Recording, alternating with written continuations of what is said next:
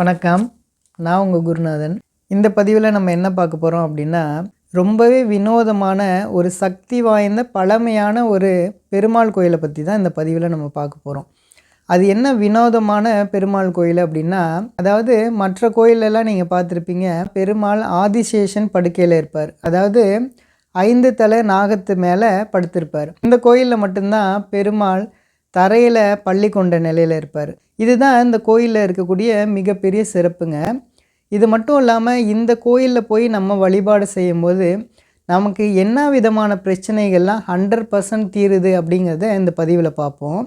இது மட்டும் இல்லாமல் இந்த கோயில் எங்கே இருக்குது, இந்த கோயிலுக்கான சிறப்புகள் என்ன, இந்த கோயிலில் எந்த கிழமையில் போய் நம்ம பரிகாரம் பண்ணும்போது நம்மளுடைய பிரச்சனைகள்லாம் தீர்க்கப்படுது அப்படிங்கிறத இந்த பதிவில் பார்ப்போங்க.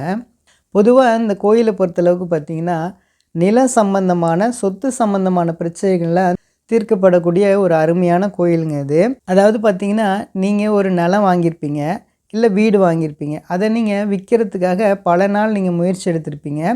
பல பேர் பார்ட்டி வந்து உங்கள்கிட்ட சிட்டிங் உட்காந்து பேசியிருப்பாங்க. ஆனாலும் உங்களுக்கு அந்த இடத்தையோ வீட்டையோ விற்றுருக்க முடியாது. அப்படிப்பட்டவங்க எல்லாருமே இந்த கோயிலுக்கு போனீங்க அப்படின்னா 100% உங்களுக்கு கண்டிப்பாக ரிசல்ட் இருக்குங்க. அடுத்ததாக பார்த்திங்கன்னா, நிறைய பேர் நீங்கள் வீடு வாங்குறதே ஒரு மிகப்பெரிய கனவாக இருக்கும். ஒரு சிலர் பார்த்திங்கன்னா, நீங்கள் கஷ்டப்பட்டு நீங்கள் வீடு வாங்கியிருப்பீங்க. ஆனாலும் அந்த வீட்டில் நீங்கள் நிம்மதியாக இருக்க மாட்டீங்க. ஏன் தான் இந்த வீட்டுக்கு வந்தோம் அப்படிங்கிற மாதிரியான நிலைமைகள் இருக்கலாம்.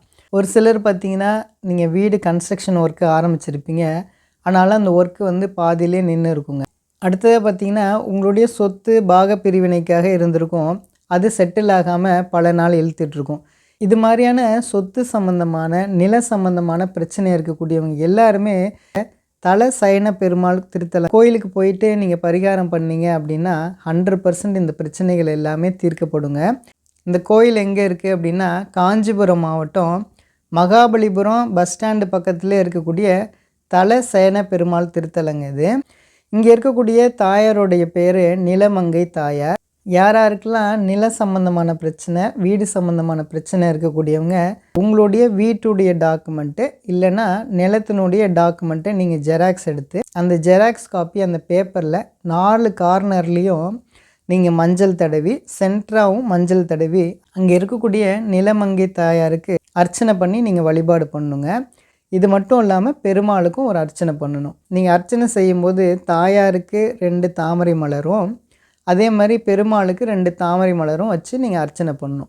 இது மாதிரி நீங்கள் செய்யும்போது வித்தின் 3 monthஸில் உங்களுடைய பிரச்சனைகளெல்லாம் கம்ப்ளீட்டாக சால்வ் ஆகிடுங்க. யாரெல்லாம் புதுசாக வீடு வாங்கணும் அப்படின்னு நினச்சிட்டு இருக்கக்கூடியவங்களாம் பார்த்திங்கன்னா, வெள்ளிக்கிழமை போயிட்டு தலசயன பெருமாளுக்கும் நிலமங்கை தாயாருக்கும் அர்ச்சனை பண்ணி நீங்கள் வழிபாடு பண்ணுங்க.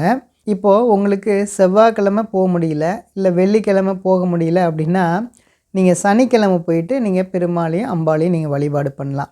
இது மட்டும் இல்லாமல் ஒரு சிலர் பார்த்திங்கன்னா, நீங்கள் வெளிநாட்டில் இருப்பீங்க, உங்களுடைய சொத்தை நீங்கள் விற்கணும் அப்படின்னு நினைக்கிறீங்க, இங்கே நீங்கள் வந்திருக்க முடியாது, இந்த கோயிலுக்கு போக முடியாதவங்க நீங்கள் உங்களுடைய இடத்தினுடைய டாக்குமெண்ட் காப்பியை நீங்கள் ஜெராக்ஸ் எடுத்து உங்களுடைய ரிலேட்டிவ் இல்லைன்னா ஃப்ரெண்ட்ஸ் யார்கிட்டையாவது கொடுத்துட்டு இந்த கோயிலில் போய் அர்ச்சனை பண்ணி நீங்கள் வழிபாடு பண்ணிட்டு வந்தாங்க அப்படின்னா உங்களுடைய பிரச்சனை 100% சால்வ் ஆகிடுங்க. அப்படிப்பட்ட ஒரு சிறப்பான திருத்தலங்க இது. இப்போ இந்த கோயில் எங்கே இருக்குது, நம்ம எப்படி பரிகாரம் செய்யணும் அப்படிங்கிறத நான் சொல்லிட்டேன். இப்போ இந்த கோயிலோட வரலாறு என்ன அப்படிங்கிறத பற்றி பார்ப்போங்க. புண்டரீக மகரிஷி பெருமாள் மேலே அதீத பக்தியின் காரணமாக பார்க்கடலில் இருக்கக்கூடிய பெருமாளை நேராக பார்த்து தாமரை மலரால் அர்ச்சனை பண்ணி வழிபாடு பண்ணணும் அப்படின்னு சொல்லிட்டு விரும்புகிறாருங்க. அதனால் புண்டரீக மகரிஷி என்ன செய்கிறாரு அப்படின்னா, கடலில் இருக்கக்கூடிய தண்ணியெல்லாம் தன்னுடைய கையாலே இறைச்சி பெருமாளை பார்த்துடலாம் அப்படின்ற நம்பிக்கையில் கடல் நீரை தன்னுடைய கையாலே கொட்டாங்கச்சி மாதிரி இறைச்சிக்கிட்டு இருக்கார். தெரிஞ்சுக்கிட்ட பெருமாள் முதியோர் வேடத்தில் அவர் முன்னாடி வராருங்க. வந்துட்டு அவர் கேட்குறாரு, எனக்கு ரொம்பவே பசிக்குது, எனக்கு சாப்பாடு வேணும்னு கேட்குறாரு. உடனே புண்டரீக மகரிஷி சொல்கிறாரு, நான் பெருமாளை பார்க்குறதுக்காக நான் அந்த கடல் நீரை நான் இறைச்சிட்ருக்கேன், இப்போ நீங்கள் பசிக்குதுன்னு வேறு சொல்கிறீங்க, நான் என்ன பண்ணுறதுன்னு எனக்கு தெரியலையே அப்படின்னு சொல்கிறாரு.